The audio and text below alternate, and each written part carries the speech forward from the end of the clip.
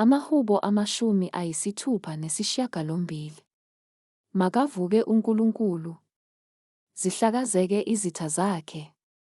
Abamzondayo babaleka phambi kwakhe. Bamukiswa njengokumukiswa komusi, njengokuncibilika kwengcina phambi komlilo. Ababi bachithwa phambi kukaNkulunkulu, kepha abalungileyo bayajabula. Bayethaba phambi kukaNkulunkulu, bethokoza nokuthokoza. Hlabelelani kuNkulunkulu, nidumise igama lakhe. Menzeleni umendo lowo odabula amahlane. Igama lakhe linguJehova. Yethabani phambi kwakhe, uYise wezintandane, umahluleli wabafelokazi, uNkulunkulu endlini yakhe engcwele, uNkulunkulu ohlalisa imihlalakha ezindlini, akhiphele iziboshwa ekubuseni.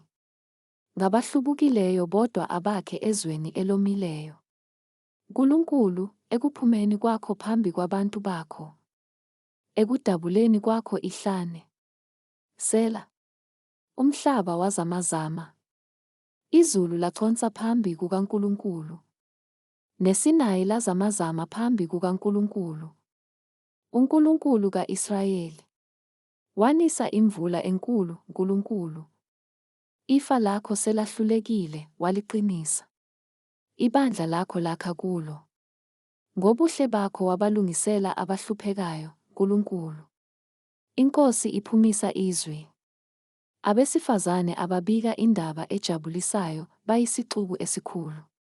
Amakhosi ezimpi ayabaleka wona. Isifazane esihlezi ekhaya sabela impango.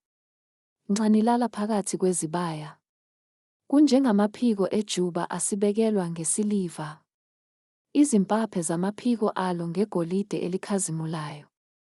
Nxa uSomandla ehlakaza amakhosi kulo, likhithika iqhwa eSalimoni. Intaba yaseBashani iyintaba kaNkulunkulu. Intaba yaseBashani iyintaba eneziqongo.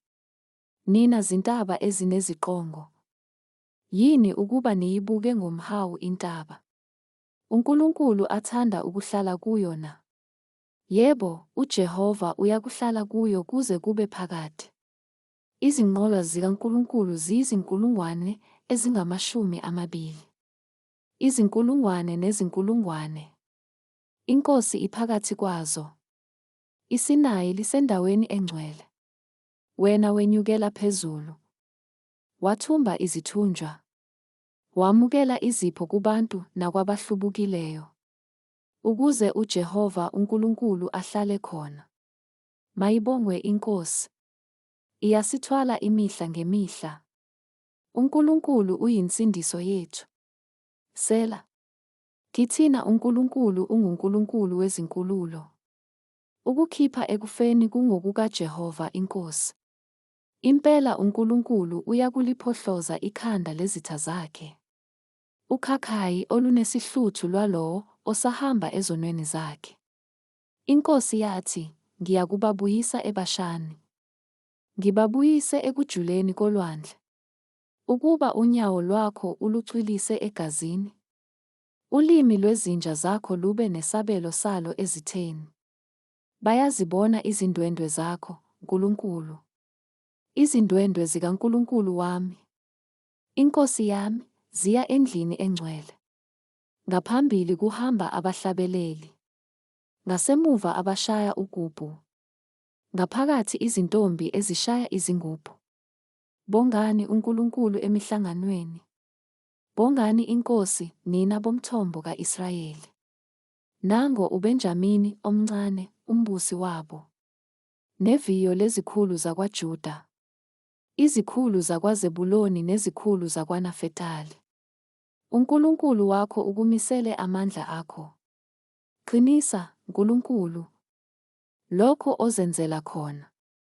Ngenxa yethempeli lakho eJerusalema, amakhosi ayakukulethela izipho.